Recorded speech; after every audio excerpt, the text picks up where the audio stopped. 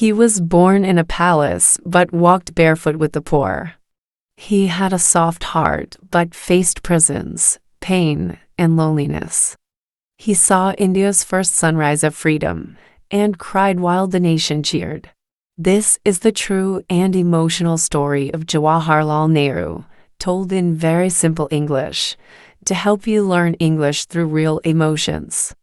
Stay till the end, because every chapter carries pain, hope, and lessons you'll never forget.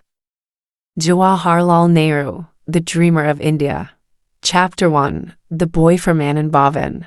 In a grand house called Anand Bhavan in Allahabad, a boy named Jawaharlal was born on November 14, 1889. His father, Motilal Nehru, was a famous lawyer, and his mother, Swaruprani, loved him dearly. The boy had everything: toys, tutors, gardens to play in, but he was not spoiled. He was curious. He would watch ants build their homes and ask questions no one expected. Once, when his teacher told him about stars, he stayed awake all night, staring at the sky, wondering how far they were. Though his house was full of servants, he liked to help them, carrying water or sharing sweets. His father often took him to the court, showing him how justice worked. His mother whispered stories of kindness and truth at night. From those days, something began to grow in his heart, a soft dream to see his country free. But the world around him was still ruled by the British, and he didn't yet know that his own destiny would one day shake that empire. Chapter 2, The Journey to England. At 15, Nehru left India for England to study. It was the first time he saw the sea. Standing on the ship deck, watching waves crash, he felt both excited and lonely. In London, he studied at Harrow and later at Cambridge. Life was strict there. He missed the smells of Indian food and the songs of home. Winters were cold, and he often sat near the window, writing letters to his mother. But he also learned discipline, logic, and courage. He visited museums, met foreign students, and read about freedom and equality. One night, while reading about the French Revolution, he whispered, "Why not India too?" These thoughts never left him. He finished law in London and became a barrister. His father was proud, but Nehru's heart had already changed. He didn't want a life of comfort. He wanted meaning. When he finally returned home, his eyes had seen the world, but his heart belonged to India. And deep inside, a fire had started that would soon spread across a nation. Chapter 3, Meeting Gandhi and Finding Purpose. When Nehru returned to India, he wore fine suits and spoke perfect English.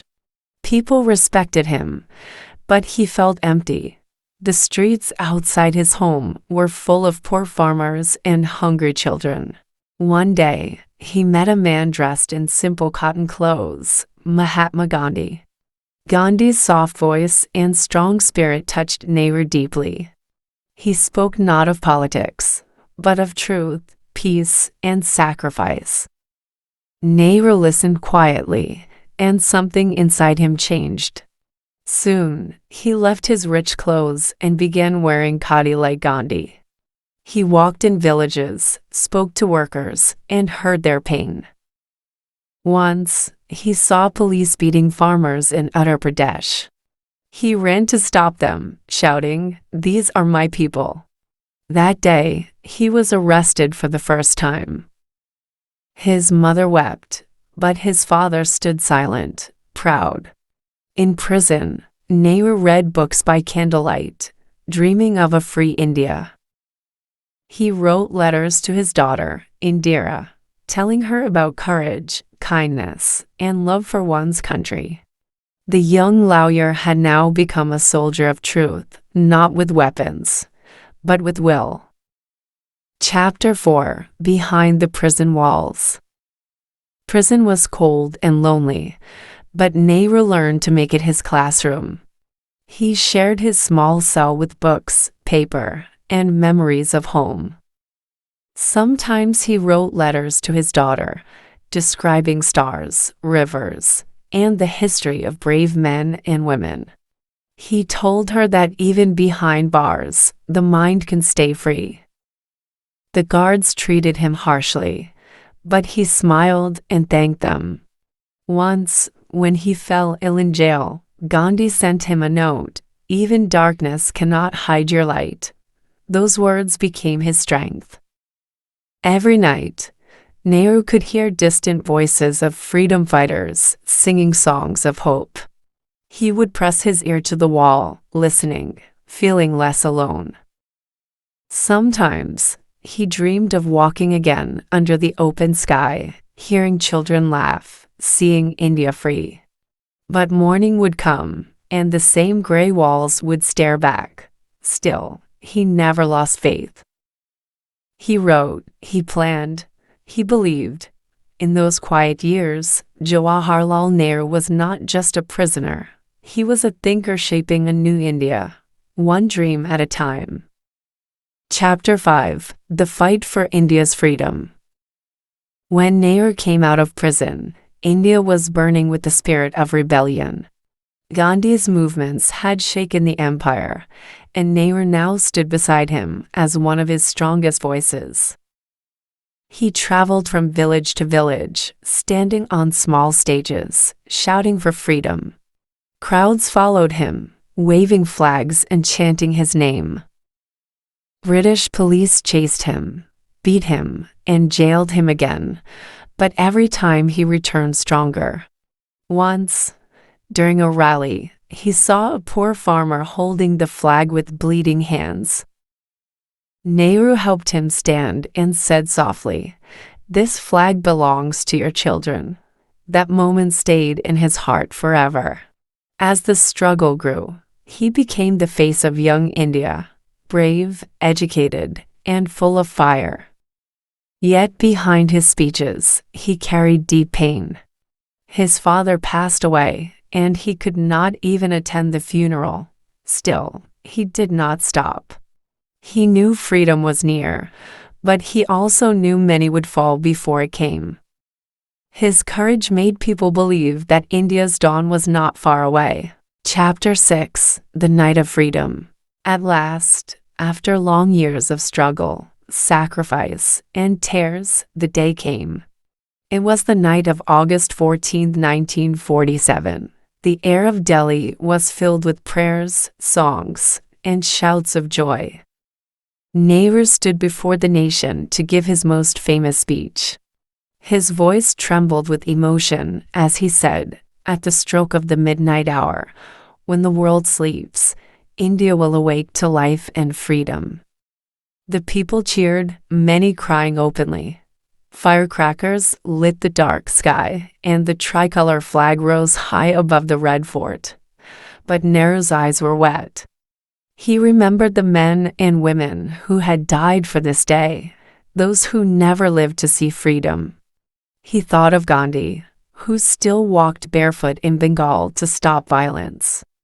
Partition had divided the land, and the same soil that celebrated also wept. Nehru felt both joy and pain. As the first Prime Minister of India, he looked out at the crowd and whispered to himself, "This is not the end. This is the beginning of our duty." Chapter 7: Building a New Nation. The morning after freedom, Nehru's real work began.